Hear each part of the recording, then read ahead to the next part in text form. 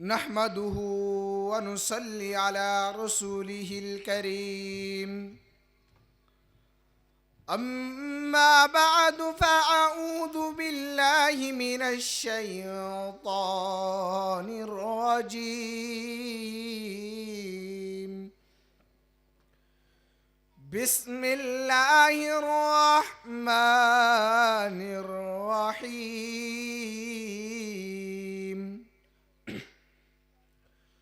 سبحان الذي أسرى بعبده ليلا من المسجد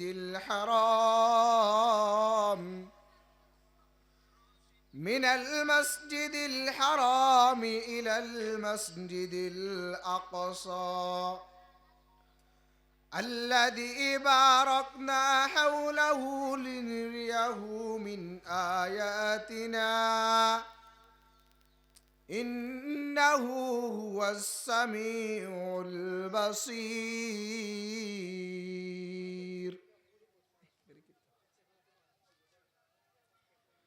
بسم الله الرحمن الرحيم.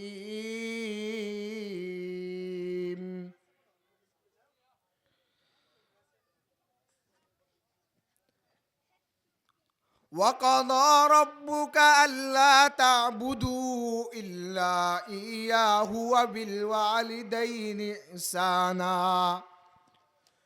إما يبلغن عندك الكبر أحدهما أو كلاهما فلا تقل لهما أف ولا تنحرهما وقل لهما قولا كريما. وقال رسول الله صلى الله عليه وسلم الجنة تحت أقدام الأمهات. अरे मौलवी साहब बस পূর্ব আমর ইচ্ছা মধুগুনা ইসলামী যুব কল্যাণ ঐক্য সংগঠনের উদ্যোগে ৯তম তাফসির কুরআনু হালকায়ে জিকির। এখানে যারা আসবেন আশিকিন জাকিরিন মুহিব্বিন আকায়ে নামদার তাজেদারে মদিনা মুহাম্মাদুর রাসূলুল্লাহ সাল্লাল্লাহু আলাইহি ওয়াসাল্লামের উত্তরসূরিরা। আল্লাহর রাসূল হাদিসের মধ্যে বলেন আল উলামা ওয়ারাসাতুল আম্বিয়া, উলামায়ে কেরামগণ হলো নবীর ওয়ারিসগণ, তাদের থেকে তোমরা দ্বীন শিখবা, তারা এখানে আসবেন। আমি পবিত্র কালামুল্লাহ শরীফ থেকে ২টা আয়াতে কারিমা তেলাওয়াত করেছি। বিশ্বনবী মুহাম্মাদুর রাসূলুল্লাহ সাল্লাল্লাহু আলাইহি ওয়াসাল্লামের অগণিত হাদিস থেকে ছোট্ট একটা হাদিস আমি পড়েছি। আল্লাহ তাআলা যদি তৌফিক দান করেন, আপনাদের দোয়ায় যদি শামিল হয়, আপনাদেরকে কিছু বলে চলে যাব এখান থেকে। আমি আল্লাহর রাসূল মেরাজে গিয়েছিলেন। আমি মেরাজ সম্পর্কে কেন কোরআনের আয়াতে কারিমা তেলাওয়াত করেছি? আল্লাহর রাসূল ৬ প্রকার নারীদেরকে আল্লাহর রাসূল জাহান্নামের মধ্যে দেখেছেন। সেজন্য আমি কিছু মহিলাদের জন্য আর মা বাবার জন্য, ভাই কথা না বললে ভালো হয়, ওদেরকে কথা না বলতে বলুন তো।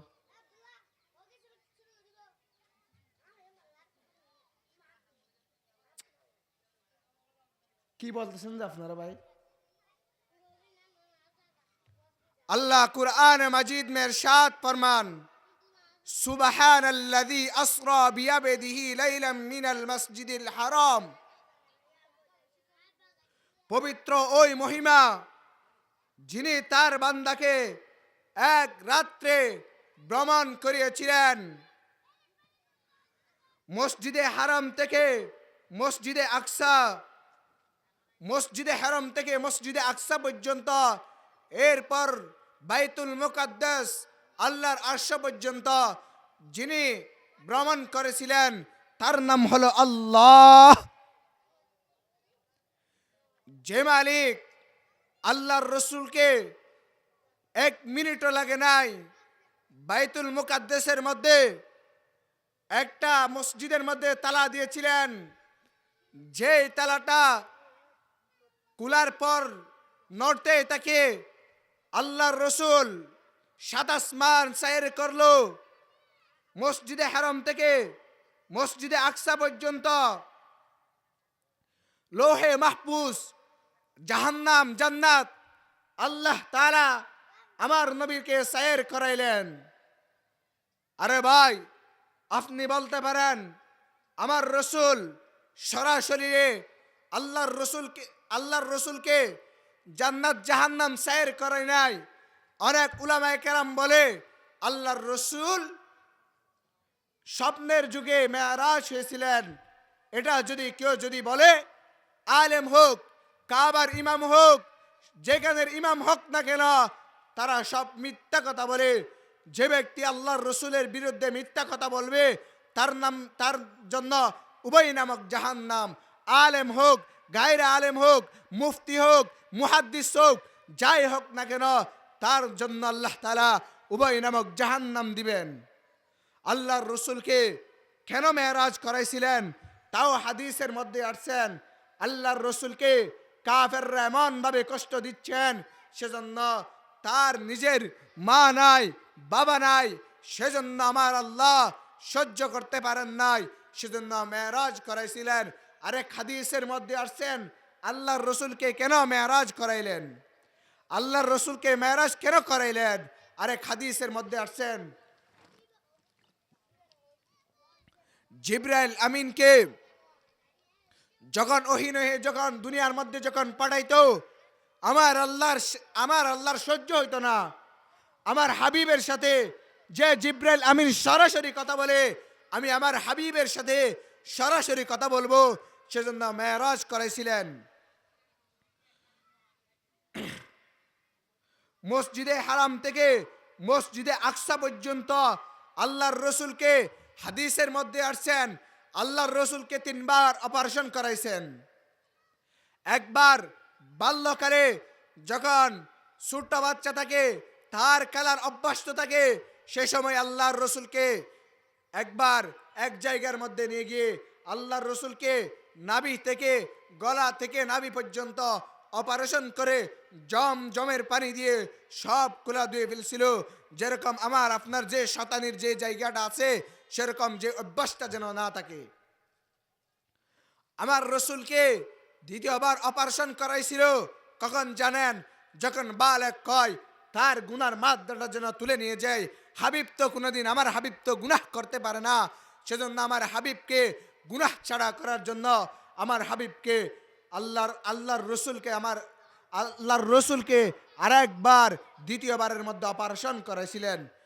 তৃতীয়বার মেরাজে যাওয়ার সময় মসজিদে হারাম থেকে মসজিদে আকসার পাশে নিয়ে গিয়ে আল্লাহর রসুলকে সিনা মুবারক, এই যে গলা থেকে নাভি পর্যন্ত চিরে তাকে জমজমের পানি দিয়ে আল্লাহর রসুলকে তখন অপারেশন করাইছিল। আরে ভাই, এটা তো কোনো, এখান থেকে তো আমাদের যে মেডিকেলে আপনি যদি বিদেশে যান, তখন আপনাকে একটা অপারেশনের জন্য তারা বলবে একটা মেডিকেল দেন, আপনার কি রোগ হয়েছে সেটা আমরা দেখার জন্য। আমার হাবিব আমার কাছে আসবে, আমার সাথে দিদারের মধ্যে দেখা হবে, জান্নাত জাহান্নাম সায়ের করাবো আমি। তোমরা খারা, তোমরা কি বলতে চাও? আমার হাবিবের সাথে আমি দেখা করতে চাই, আমার হাবিবকে আমার এখানে আনবো। আল্লাহর রসুলকে মসজিদে হারাম থেকে মসজিদে আকসা পর্যন্ত নেওয়ার জায়গার মধ্যে একটা যেটা বুরাক ব্যবহার করা হয়েছিল, এটা হাদিসের মধ্যে আসছেন। ভাই আব্দু কথা বলবেন। আল্লাহর রসুলকে যখন মেরাজে যখন নিয়ে যাচ্ছেন মসজিদে হারাম থেকে মসজিদে আকসা পর্যন্ত, এর মধ্যে আল্লাহর রসুলকে একটা বুরাক দিয়ে ব্যবহার করছিল, যে বুরাকের গতি ছিল উনি যত দূর দেখতো তত দূরের মধ্যে একটা পাল দিত। আপনাদেরকে তো এখন বোঝানো সহজ হয়ে গেল, একটা টিপের কারণে আপনি সেকেন্ডের ভিতর 10 তলা 20 তলা ঘুরে আঁকতেছেন, যার জন্য সমুদ্র সৈকত আসমান জমিন বানিয়েছেন, তার জন্য কি আল্লাহ সমস্ত কিছু করতে পারেন না? একজন যদি প্রধানমন্ত্রী যদি সেকেন্ডের ভিতর যদি বলে দেয়, আর্মির অফিসারকে অথবা পুলিশের অফিসারদেরকে যদি বলে দেয়, আমি সেকেন্ডের মুহূর্তের মধ্যে ঢাকা থেকে কক্সবাজার সাইর করব, আমি কক্সবাজার যাব, সেকেন্ডের ভিতরে মানুষ যদি সেকেন্ডের ভিতরে সব কিছু পাকা করে যদি প্রধানমন্ত্রীকে যদি 1 ঘন্টার মধ্যে যদি কক্সবাজার পৌঁছাইতে পারে, যে মালিক সমস্ত কিছু বানিয়েছেন ওই মালিক কি সমস্ত কিছু পারেন না?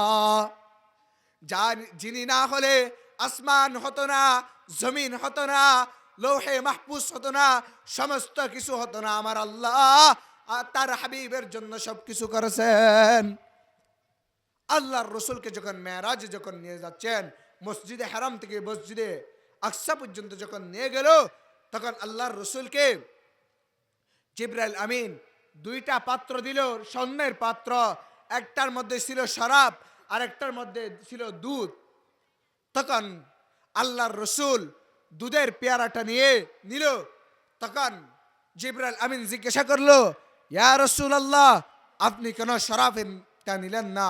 শরাব তো হওয়া জায়েজ না, সেজন্য আমি শরাবটা নিলাম না, আমি দুধেরটা নিলাম। ইয়া রাসূলুল্লাহ, আপনি যদি শরাবটা যদি নিতেন, আপনার সমস্ত উম্মতগণ তারা নিজেরাই বিভ্রান্তির মধ্যে পড়ে যেত। ও মুসলমান ভাইয়েরা আমার, ও মরিচার মুসলমান, আমার নবীকে প্রথম আসমানের মধ্যে যখন গেলেন, হযরতে আদম আলাইহিস সালাতু ওয়াস সালামের সাথে দেখা করবেন, ঢোকার পর কিছু ফেরেশতাদের সাথে দেখা হইল।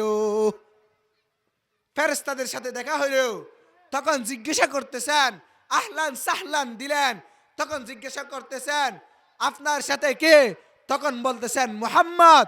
আপনাকে কি পাঠানো হয়েছে নাকি আপনি নিজে আসছেন? তখন বলতেছেন, আমাকে পাঠানো হয়েছে। সাথে কে? মুহাম্মদ। আরে ভাই, সেকেন্ডের ভিতর তিনি আশ্চর্য হয়ে গেল। আসমান তো বলেছিলেন, আল্লাহর কাছে দরখাস্ত করেছিলেন, আল্লাহ তুমি আমার আসমানের মধ্যে তোমার নবীকে দাও। জমিন বলেছিল, ও জমিন, আল্লাহকে জমিনকে দরখাস্ত করেছিল, আল্লাহ তুমি আমাকে তোমার নবীকে জমিনের মধ্যে দিয়ে দাও। আল্লাহ তাআলা জমিনের মধ্যে পাঠাইলেন। ওই যে আসমান যে একদিন দরখাস্ত করছিল, ও দরখাস্ত কবুল করার জন্য আল্লাহ তাআলা তার হাবিবকে আসমানের মধ্যে নিয়ে গেলেন। আমার রসুলকে যখন নিয়ে গেল, তখন আমার রসুলকে প্রথম আসমানের মধ্যে আদম আলাইহিস সালাতু ওয়াস সালাম, দ্বিতীয় আসমান, তৃতীয় আসমান, প্রত্যেক নবীর সাথে দেখা হইল। প্রথম আসমানের মধ্যে আদম আলাইহিস সালাতু ওয়াস সালামের সাথে সাক্ষাৎ করলেন, আহলান সাহলান দিলেন, মারহাবা জানাইলেন। তখন আল্লাহর রসুল, তখন জিবরাইল আমিন বলেন, এটা হলো বাত আদম, তাকে সালাম দাও। তখন সালাম দিল। সালাম দেওয়ার পরে জবাব দিল। আমার আদম আলাইহিস সালাতু ওয়াস সালাম অনেক খুশি হইলেন। ও মুসলমান ভাইয়েরা আমার, আমি আপনাদেরকে বলতে চাই, আল্লাহর রসুলকে প্রথম আসমান, দ্বিতীয় আসমান, তৃতীয় আসমান, চতুর্থ আসমান, পঞ্চম আসমান, সপ্তম আসমানের মধ্যে দেখা হইল হযরতে মূসা আলাইহিস সালাতু ওয়াস সালামের সাথে। প্রত্যেক আসমানের মধ্যে প্রত্যেক নবীর সাথে দেখা হইল। সপ্তম আসমানের মধ্যে দেখা হইল মূসা আলাইহিস সালাতু ওয়াস সালামের সাথে। কথাবার্তা বলে, প্রত্যেক নবীর সাথে কথা বলে আল্লাহর রসুলকে তখন আল্লাহর কাছে নিয়ে যাওয়ার জন্য একটা তখ্ত পাঠাইল। এর মধ্যে জিবরাইল আমিনের আল্লাহর রসুলের সাথে 2 রকমের মানুষের সাথে দেখা হইল। এক রকম মানুষ হইল বৃদ্ধ, তারা বলতেছেন, ইয়া হাবিব, আহলান সাহলান জানাইল, তাদের সাথে যাওয়ার জন্য বলেছিল, তাদের সাথে থাকার জন্য বলেছিল।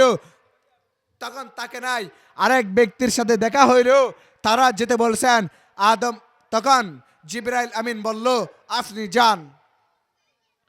তখন আল্লাহর রসুল জিজ্ঞাসা করলেন,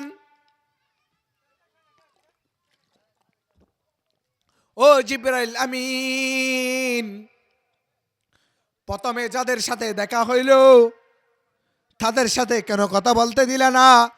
তাদের সাথে কেমনে দেখা করতে দিলা না? তাদের সাথে কেমনে যাইতে দিলা না? তখন জিবরাইল আমিন বলেন, ইয়া হাবিব, আপনি যদি তাদের সাথে যাইতেন, তারা হলো শয়তান, তারা হলো বিদ্য শয়তান, আপনাকে গুমরাহ করার জন্য আসছিল, তারা আপনাকে গুমরাহ করতে যায় নাই। তখন আল্লাহর রসুল সপ্তম আসমান যখন সাইর করলো, তখন দেখতে পেলেন একটা বট গাছ নিয়ে একটা বৃদ্ধ মানুষ বসে আছেন, যিনি হলেন আজরাইল আলাইহিস সালাতু ওয়াস সালাম। ভাই, এই ঘটনা অনেক লম্বা ঘটনা, কিন্তু আমি অনেক সংক্ষিপ্তভাবে বলতেছি। আমার জীবন শেষ হয়ে যাবে মেরাজের ঘটনা বলতে বলতে, আমার জীবন শেষ হয়ে যাবে। আমি আপনাদেরকে অনেক সংক্ষিপ্তভাবে বুঝাইতেছি। আল্লাহ রসুল বৃদ্ধ থেকে জিজ্ঞাসা করলেন, আপনি কে? তখন বললেন, আমি আজরাইল। আল্লাহ রসুল জিজ্ঞাসা করতেছেন, আপনার কাজ কি? এই গাছের মধ্যে দুই রকমের পাতা দেখা যাচ্ছে। এক রকমের পাতা হইল সবুজ, আর এক রকমের পাতা হইল হলুদ। হলুদ গুলা কি হয়, সবুজ গুলা কি হয়? তখন আজরাইল আলাইহিস সালাতু ওয়াস সালাম বলতেছেন, ইয়া রাসূলুল্লাহ,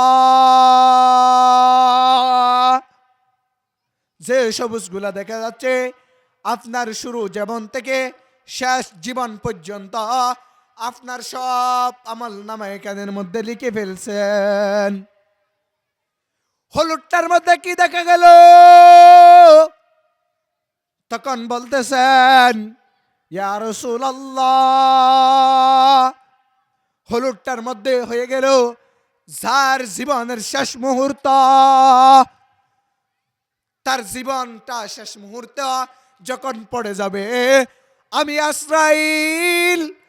আজরাইল নিজে যাব, না হলে আমার বাহিনী পাঠাইয়া তাদেরকে দিয়ে আমি জানটা কবজ করে আনবো।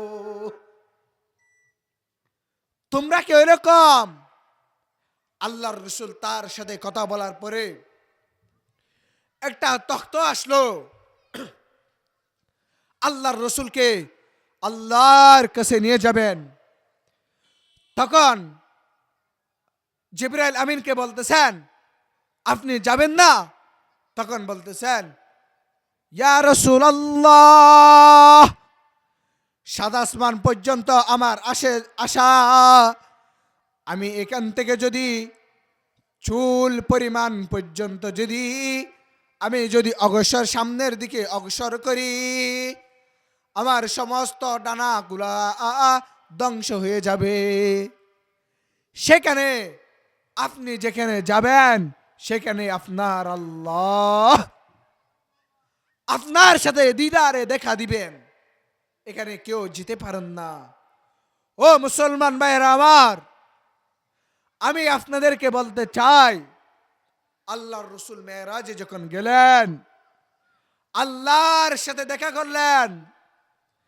দেখা করার পরে আল্লাহ তাআলা আমার নবীকে জান্নাতের মধ্যে সৈর করাইলেন, জাহান্নামও সৈর করাইলেন। জাহান্নামের মধ্যে 6 প্রকারের মহিলাদেরকে জাহান্নামের মধ্যে দেখেছেন। সেখান থেকে আমি 6 প্রকারের মহিলাদের জাহান্নামীদের এগুলা বলবো না, আমি 2 প্রকারের জাহান্নামের মধ্যে দেখছেন সেগুলা বলবো। আল্লাহর রসুল যখন মেরাজে যখন গেলেন, 6 প্রকারের মহিলাদেরকে জাহান্নামের মধ্যে দেখেছেন। এর মধ্যে বেশি কঠিন জাহান্নামের মধ্যে দেখলেন 2 প্রকারের মহিলাদেরকে। 1 নম্বর মহিলা,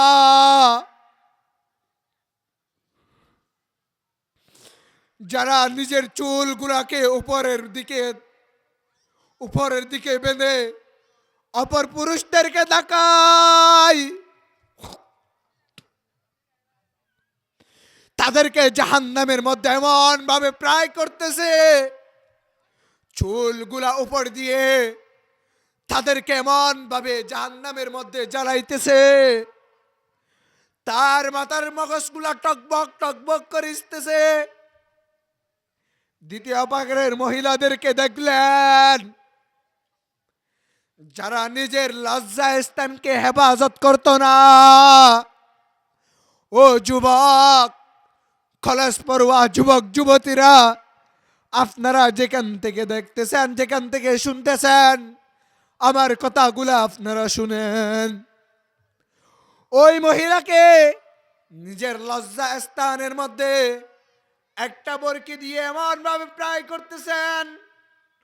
আল্লাহ রসুল জিজ্ঞাসা করলেন, তারা কারা? তখন আল্লাহ বলেন, ইয়া মুহাম্মদ, ওরা হলো এরা যারা নিজের লজ্জা স্থানকে হেফাজত করত না, অন্য পুরুষদের সাথে মেলামেশা করত, অন্য যুবকদের সাথে মেলামেশা করত, তাদেরকে তাদের লজ্জাস্থানের মধ্যে বড়কি ঢুকাই দিয়া তাদেরকে প্রায় করতেছেন। আল্লাহর রাসূল তাও বলেন, তাদের আওয়াজগুলা যদি ও যুবকরা যুবতী